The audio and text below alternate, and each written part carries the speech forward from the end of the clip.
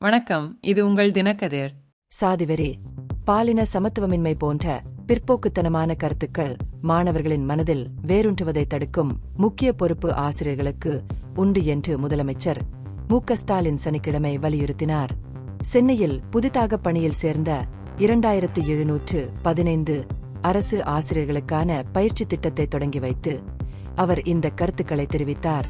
இந்த நிகழ்ச்சியின் ஒரு பகுதியாக 10ஆம் வகுப்பு பொதுத் தேர்வுகளில் தமிழில் முழு மதிப்பெண் பெற்ற 142 மாணவர்களுக்கும் 12 மாணவர்களுக்கும் தலா 10,000 ரூபாய் ரொக்கப் பரிசுகளை ஸ்டாலின் வழங்கினார்.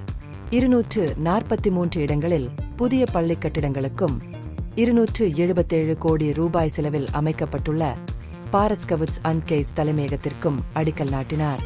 கூடுதலாக 26 மாவட்டங்களில் 94 கோடி ரூபாய் மதிப்பிலான முடிக்கப்பட்ட வசதிகளையும் அவர் திறந்து வைத்தார். ஆசிரியர்கள் மாணவர்களிடம் சமத்துவம் மற்றும் சமூக நீதியின் மதிப்புகளை வளர்க்க வேண்டும். அதே நேரத்தில் அவர்களுக்கு ஊக்கமளிக்கும் முன்மாதிரிகளை அறிமுகப்படுத்த வேண்டும் என்று முதலமைச்சர் எடுத்துரைத்தார். நூலகங்களை பயன்படுத்தவும், பாடப்புத்தகங்களுக்கு அப்பால் புத்தகங்களை ஆராயவும் மாணவர்களை ஊக்குவிப்பதன் மூலம் ஆசிரியர்கள் தாங்களாகவே ஒரு முன்மாதிரியாக இருந்து வாசிப்பு கலாச்சாரத்தை வளர்க்க வேண்டும் என்று அவர் வலியுறுத்தினார்.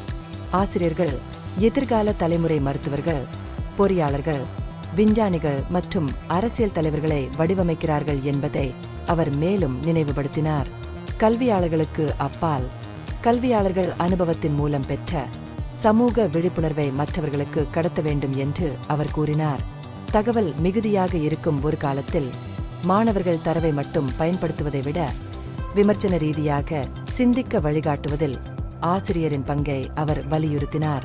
தொழில்நுட்பத்தை அதிகமாக சார்ந்திருக்கும் ஒரு தலைமுறையை உருவாக்குவதற்கு எதிராகவும் ஸ்டாலின் எச்சரித்தார்.